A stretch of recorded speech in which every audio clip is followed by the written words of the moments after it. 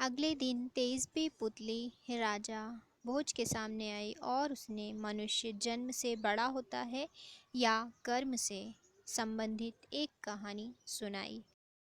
एक बार राजा विक्रमादित्य दरबार में बैठे थे और दरबारियों से बातचीत कर रहे थे। बातचीत के बीच में दरबारियों के बीच इस बात पर बहस छिड़ गई कि मनुष्य जन्म से बड़ा होता है या कर्म से। बहस का अंत नहीं हो रहा था क्योंकि दरबारियों के दो गुट हो चुके थे। एक कहता था कि मनुष्य जन्म से बड़ा होता है क्योंकि मनुष्य का जन्म उसके पूर्व जन्मों का फल होता है। अच्छे संस्कार मनुष्य में वंशानुगत होते हैं, जैसे राजा का बेटा राजा हो जाता है, उसका व्यवहार भी राजाओं की तरह रहता है। कुछ दरबारियों का मत था कि कर्म ही प्रधान है। अच्छे कुल में जन्मे व्यक्ति भी दुर्व्यसनों के आदी हो जाते हैं और मर्यादा के विरुद्ध कर्मों में लीन होकर पतन की ओर चले जाते हैं। अपने दुष्कर्मों और दुराचार के चलते कोई सामाजिक प्रतिष्ठा प्राप्त नहीं करते और सर्वत्र तिरस्कार पाते हैं। इस पर पहले गुट ने तर्क दिया कि मूल संस्कार नष्ट नहीं हो सकते, जैसे कमल का पौधा कीचड़ में रहकर भी अपने गुण नहीं खोता, गुलाब कांटों पर पैदा होकर भी अपनी सुगंध नहीं खोता और चंदन के वृक्ष पर सर्पों का वास होते हुए भी चंदन अपनी सुगंध और शीतलता बरकरार रखता है, कभी भी विषैला नहीं होता। दोनों पक्ष अपने अपने तर्कों द्वारा अपने को सही सिद्ध करने की कोशिश करते रहे।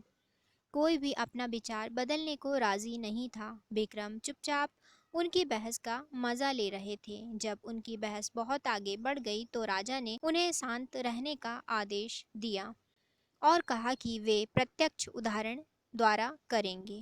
उन्होंने आदेश दिया कि जंगल से एक सिंह का बच्चा पकड़कर लाया जाए।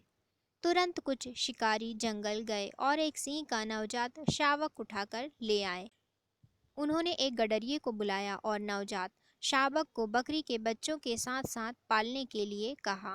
गडरिये की समझ में कुछ नहीं आया, लेकिन राजा का आदेश मानकर वह शावक को ले गया।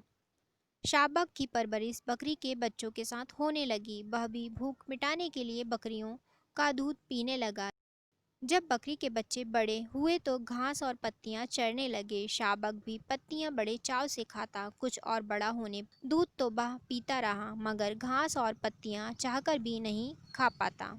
एक दिन जब विक्रम ने गडरिये को शावक का हाल बताने के लिए बुलाया तो उसने उन्हें बताया कि शेर का बच्चा एकदम बकरियों की तरह व्यवहार करता है। उसने राजा से विनती की कि उसे शावक को मांस खिलाने की अनुमति दी जाए, क्योंकि शावक को अब घास और पत्तियां अच्छी नहीं लगती हैं।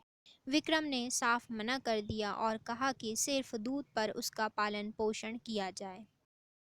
गडरिया उलझन में पड़ गया। उसकी समझ में नहीं आया कि महाराज एक मांस भक्षी प्राणी को शाकाहारी बनाने पर क्यों तुले हैं। वह घर लौट आया। शावक, जो अब बड़ा होने लगा था, सारा दिन बकरियों के साथ रहता और दूध पीता। कभी कभी बहुत अधिक भूख लगने पर घास पत्तियां भी खा लेता। अन्य बकरियों की तरह जब शाम को उसे दड़बे की तरफ हाँका जाता तो चुपचाप सर झुकाए बढ़ जाता और बंद होने पर कोई प्रतिरोध नहीं करता। एक दिन जब वह अन्य बकरियों के साथ चल रहा था तो पिंजरे में बंद एक सिंह को लाया गया।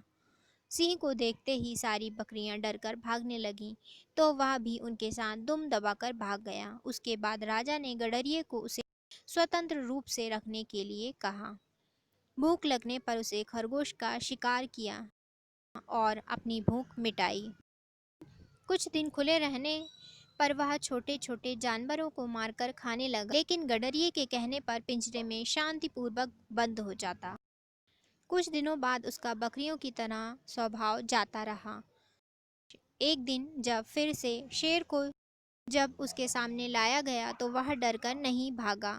शेर की दहाड़ उसने सुनी तो वह भी पूरे स्वर से दहाड़ा। राजा अपने दरबारियों के साथ सब कुछ गौर से देख रहे थे। उन्होंने दरबारियों से कहा कि इंसान में मूल प्रवृत्तियां शेर के बच्चे की तरह ही जन्म से होती हैं, जैसे कि इस शावक के साथ हुआ। बकरियों के साथ रहते हुए उसकी सिंह वाली प्रवृत्ति छिप गई थी। लेकिन स्वतंत्र रूप से विचरण करने पर अपने आप प्रकट हो गईं। उसे यह सब किसी ने नहीं सिखाया, लेकिन मनुष्य का सम्मान कर्म के अनुसार किया जाना चाहिए। सभी सहमत हो गए, मगर एक मंत्री राजा की बातों से सहमत नहीं हुआ। उसका मानना था कि विक्रम राजकुल में पैदा होने के कारण ही राजा हुए, अन्यथा 7 जन्मों तक कर्म करने के बाद भी राजा नहीं होते। राजा मुस्कुराए रह गए। समय बीतता रहा। एक दिन उनके दरबार में एक नाविक सुंदर फूल लेकर उपस्थित हुआ। फूल सचमुच विलक्षण था और लोगों ने पहली बार इतना सुंदर लाल फूल देखा था।